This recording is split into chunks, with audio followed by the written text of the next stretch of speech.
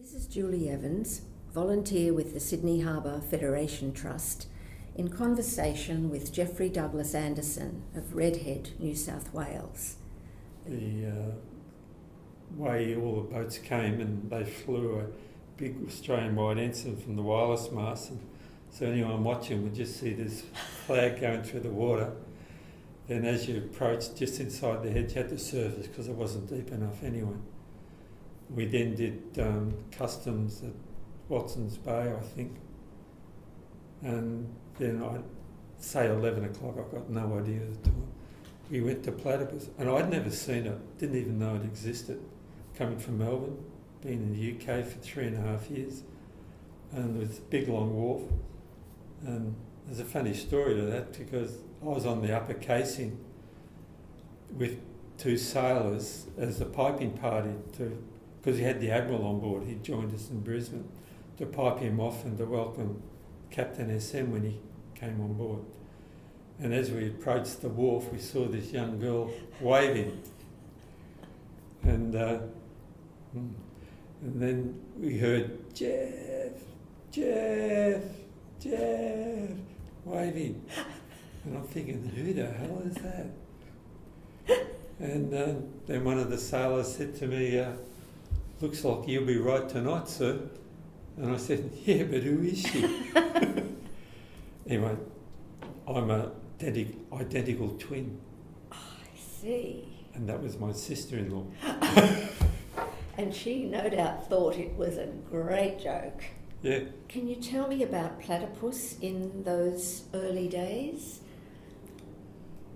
We spent most of our time on the submarine or up in the administration block because that's where the wardroom was. They had a bar and a small mess hall there where you could have lunch. I liked it because it was small, it was intimate.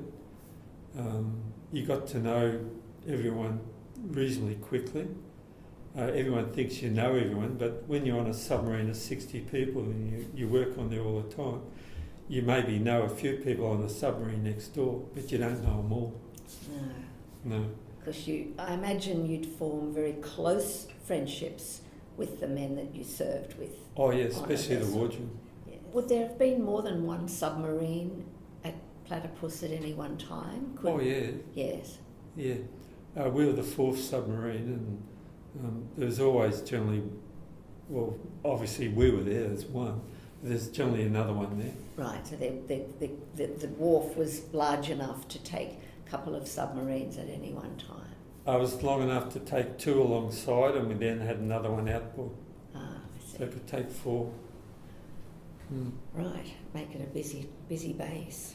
Yeah, it was good. They built it so it had all the supplies available.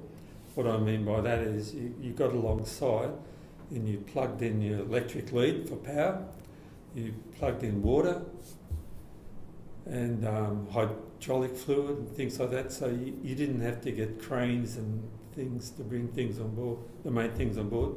They were all there. And we had shore power, so we could charge the batteries or maintain the batteries, so we didn't have to run the diesels all the time and annoy the neighbours. Was each of the submarines pretty much identical? Yes. Yeah. Yes. Except maybe Atama and Orion had some special gear for special patrols. Because they were later ones, weren't they? Yes, later. But I never served on those two submarines. No. So, but I think it was mainly to do with maybe communications and maybe some add-ons to the sonar, nothing else. So it didn't really matter which submarine you were on, it was the same... Yep. Same activities, same processes. The layout, the systems were all the same. Yes. The sonar got upgraded. We went from the main attack sonar was like a searchlight up in the bow, and the sonar officer sat there for a little wheel, turning it and rotating this, so he could only listen in one small direction at a time. So we then upgraded to a new cylindrical array, about length of this table, 1.5 metres wide, about just under a metre high, with a whole pile of beams, sonar transducers all the way around, 96 beams, and that listen all round continuously.